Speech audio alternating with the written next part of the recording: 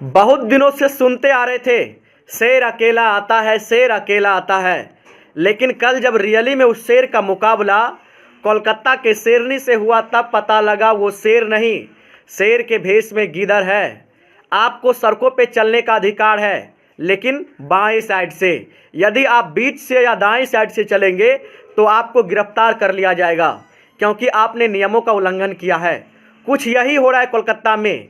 CBI Modi ji के आदेश पर चले थे कोलकाता पुलिस कमिश्नर को गिरफ्तार करने के लिए।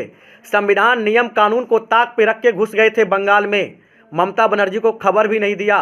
हुआ क्या, गिरफ्तार कर लिया गया। इसी को कहते हैं जैसी करनी वैसी भरनी।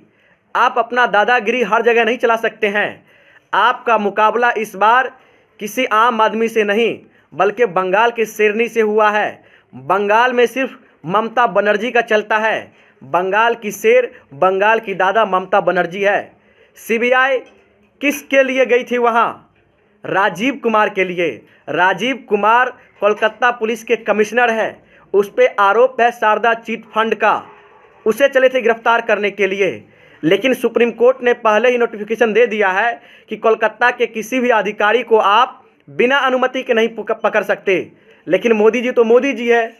और आप जानते हैं एक हकीकत, शारदा चिट फंड के घोटाले में कौन कौन है? मुकुल रॉय भी थे, मास्टरमाइंड थे मुकुल रॉय शारदा चिट फंड में। वो अब बीजेपी में शामिल हो गए हैं, यानी कि टीएमसी छोड़ के बीजेपी में शामिल हुए, दूध के धुले हो गए। सीबीआई उसे नहीं पकड़ेगी, लेकिन जो ममता बनर्जी के साथ है सीबीआई उसे पकड़ेगी। देश की जनता और ममता बनर्जी ने भी बता दिया कि ये देश संविधान से चलेगा, कानून से चलेगा। यदि आप संविधान कानून को ताक पे रखेंगे तो हम आपके सीने पे चढ़ के हिंदुस्तान का झंडा लहराएंगे।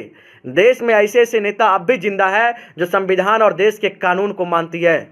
लेकिन मोदी जी हर संविधान कानून को तोड़ के देश की जनता को गुमराह करना चाहते हैं। जो बीजेपी में शामिल हो जाएंगे वो दूध के धुले हो जाएंगे, और जो बीजेपी के विपक्ष में खड़े होंगे वो चोर हो जाएंगे।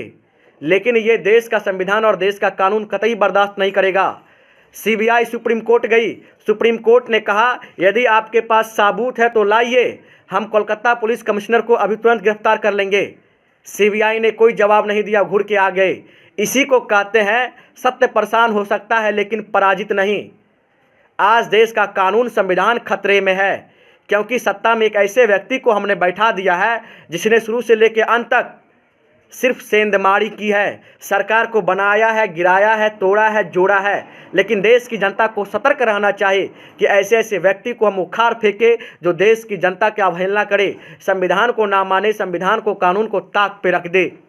मुकुल रॉय को आप पहले पकड़िए, तब आप ममता बनर्जी के गिरेबान पे हाथ डालेंगे। आप कहते हैं कि ममता बनर्जी साफ सुथरा है, साधु है, उस पर कोई आरोप नहीं है, तो जांच करने से क्यों डरती है? मोदी जी आप भी तो कहते हैं कि राफेल में कोई घोटाला नहीं हुआ, फिर जेपीसी जांच क्यों नहीं करा लेते? आपको क्यों डर लगता है? आप भी तो जांच करा सकते हैं। आप दूसरे के गिरेबान में झांकते हैं, लेकिन अपने गिरेबान में भी कभी एक बार झांक लीजिए कि आप कितने दूध के धुले हुए हैं। आप मेरे बातों से सहमत हैं तो शेयर कीजिए।